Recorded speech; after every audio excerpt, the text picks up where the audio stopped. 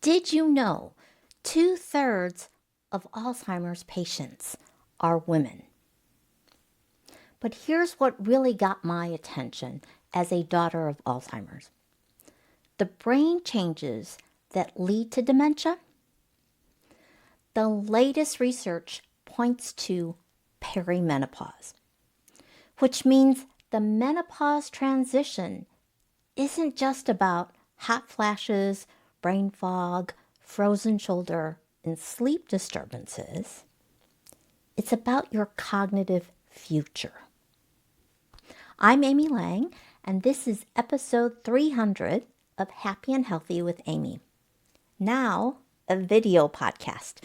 So if you're going through the menopause transition, if you have a family history of Alzheimer's, or you're what I refer to as a daughter of Alzheimer's, this episode will change how you think about this life stage from now on.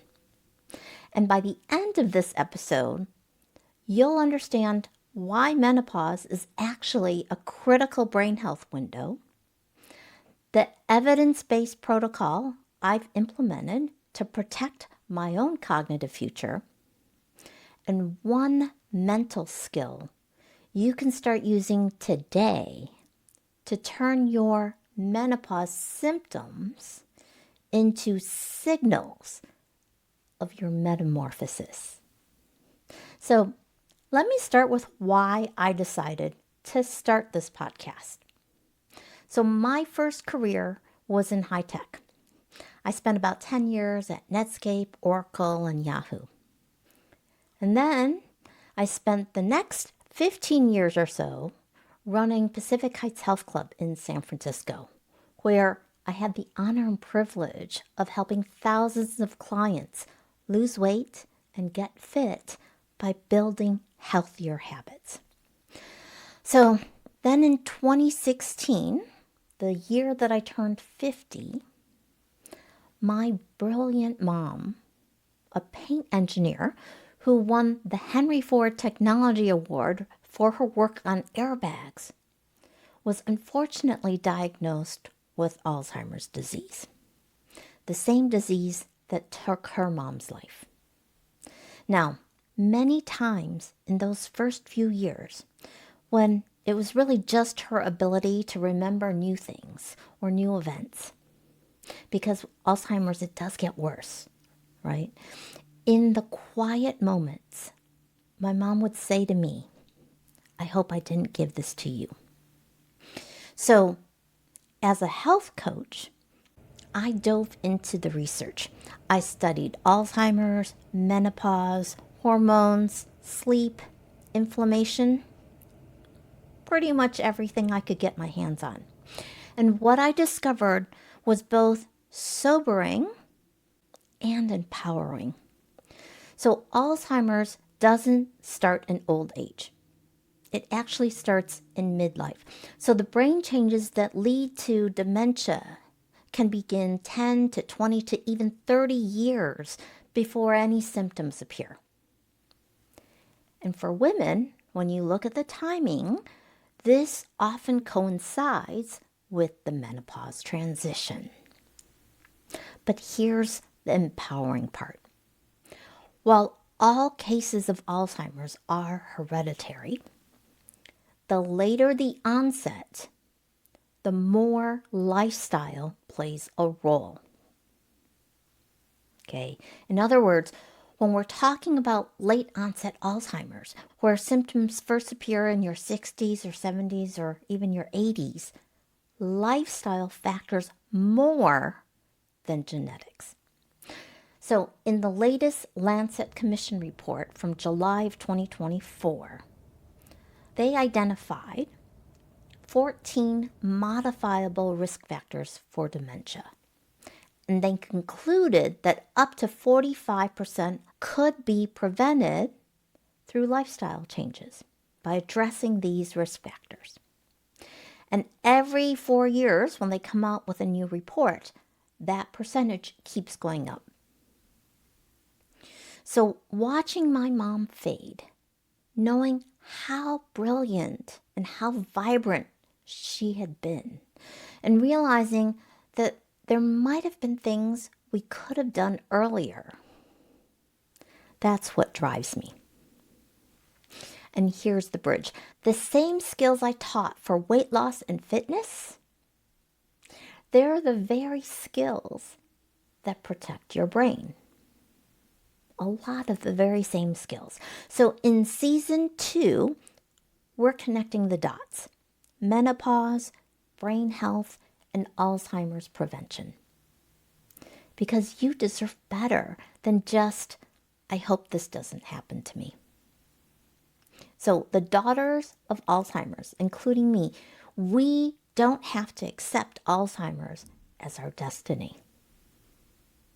All right, so let's talk about why menopause is actually a critical window for brain health.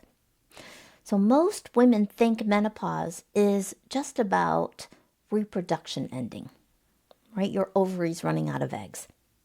But your brain is paying attention to every hormonal shift.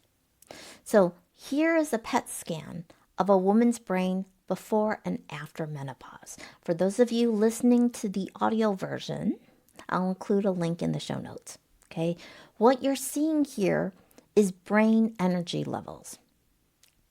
And notice the dramatic difference.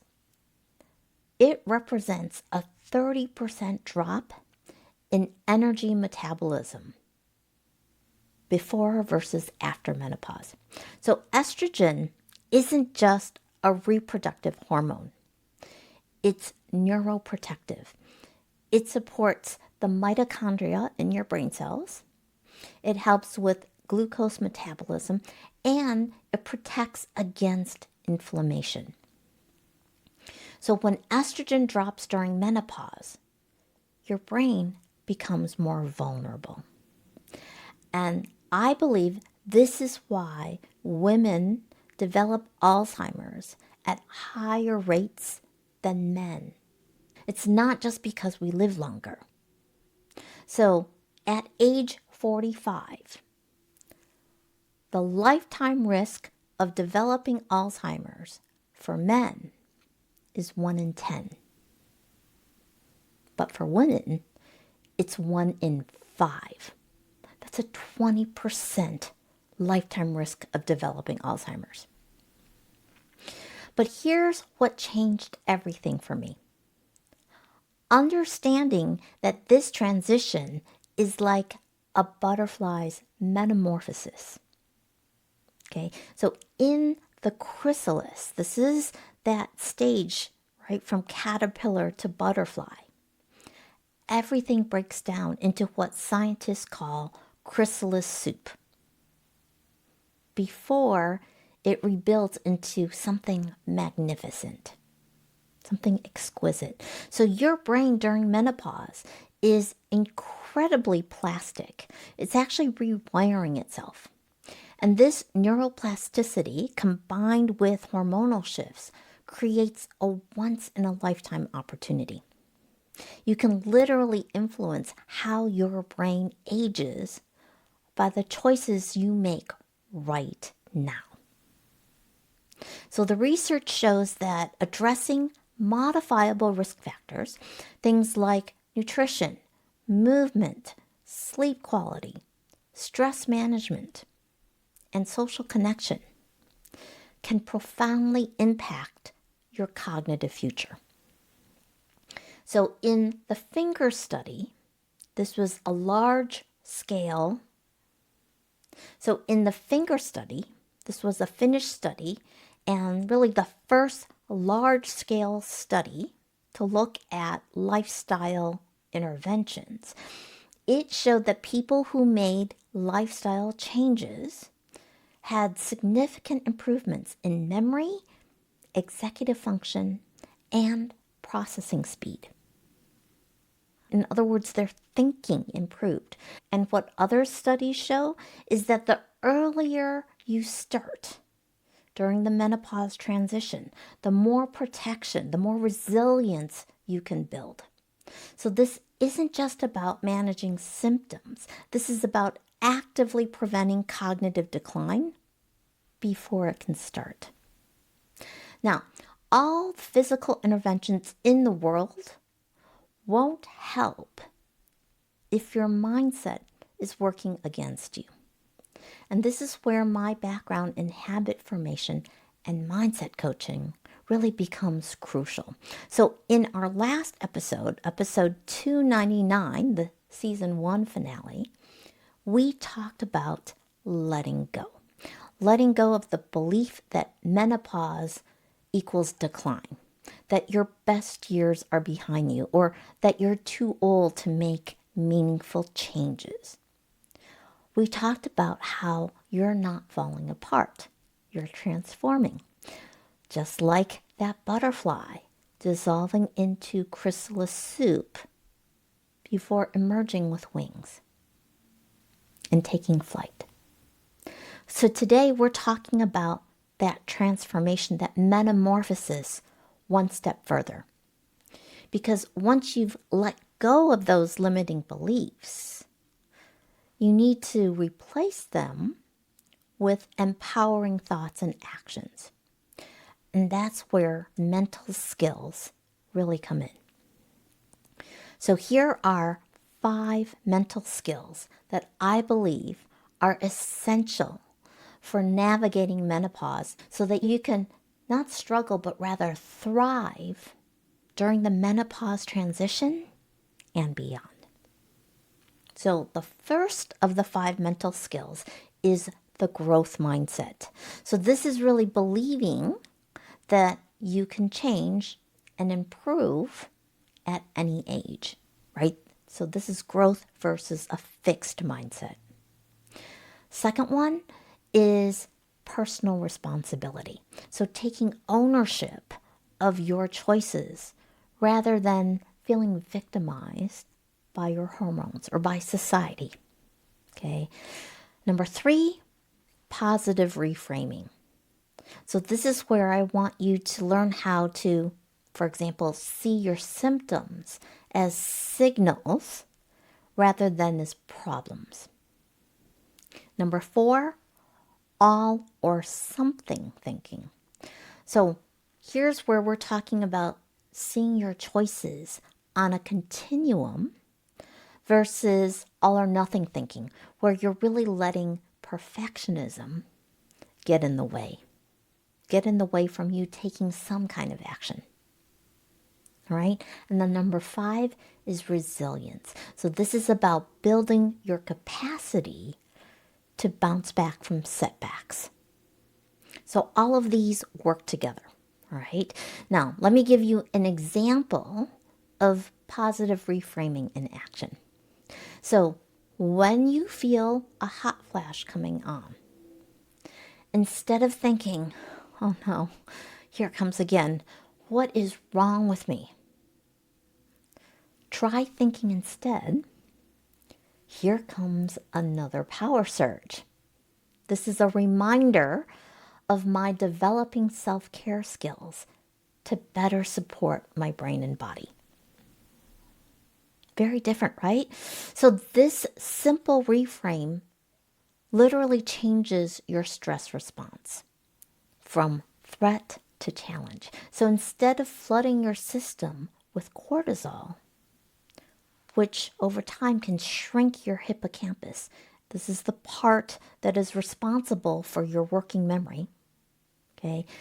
You're sending signals of empowerment and control and triggering the question, what can I do to better support my brain and body? Right? And this connects to something I wrote about in my book, Thoughts Are Habits Too. Your thoughts create neural pathways. Every time you practice a new way of thinking, you're literally rewiring your brain. So right now, I want you to try this with me. Okay? Think of one menopause symptom that's been frustrating you. Got it? Okay, now let's reframe it together. So, do you have brain fog? That's probably your brain asking you to prioritize rest. How about insomnia? That's your brain asking you to activate your vagus nerve and calm your mind and body. How about your irritation with others when they don't carry their share of the load, like in your marriage? Or maybe irritation with your own people-pleasing tendencies, where you're saying yes when you really, really wanted to say no. These are your healthy boundaries developing. Now, please note, I am not minimizing real symptoms here. I'm giving you tools to work with them rather than against them. So when you change how you think about menopause and the symptoms, you can change how your brain and your body experiences it. So you're probably wondering now, what exactly am I doing to protect my brain, right? So let me give you a sample of the restored protocol that I've implemented. It's an evidence-based protocol, and it's the 8 essential protective factors, which, when implemented, can reverse many of the risk factors for dementia. So you literally go from being at risk to protected. Okay, first one is sleep. Sleep is non-negotiable. So I prioritize getting 7 to 9 hours of restorative sleep, because sleep is when your brain's lymphatic system, this is like the janitorial service, clears out the proteins like amyloid beta and tau, which are associated with Alzheimer's. So to be clear, I can't control if and when I fall asleep, but I can control giving myself the opportunity to get 7 to 9 hours of sleep by going to bed and getting up at roughly the same time every day, where there's like 9 hours to actually work with. I also have a bedtime routine that includes a nice warm shower and stretches. All right, the next one is nutrition. So I do my best to follow what's called the MIND diet, M-I-N-D. And it's basically if the Mediterranean diet and the DASH diet for hypertension had a baby. So this one is specifically designed for brain health. So I focus on eating lots of leafy greens, berries, getting enough omega-3, and eating lots of nuts. So really trying to be as plant-forward as possible. Okay. I also aim to drink half my body weight in ounces of water every day, because even mild dehydration can affect your cognitive function. Right? When it comes to movement, I aim for at least 30 minutes of mindful movement every day.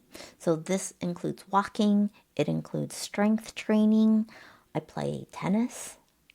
And what the research shows is that exercise is like miracle grow for your brain. It increases the production of BDNF, which is your brain's growth factor.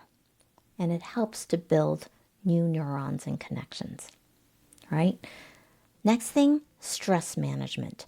So this is about meditation, spending time in nature, having phone-free time, right?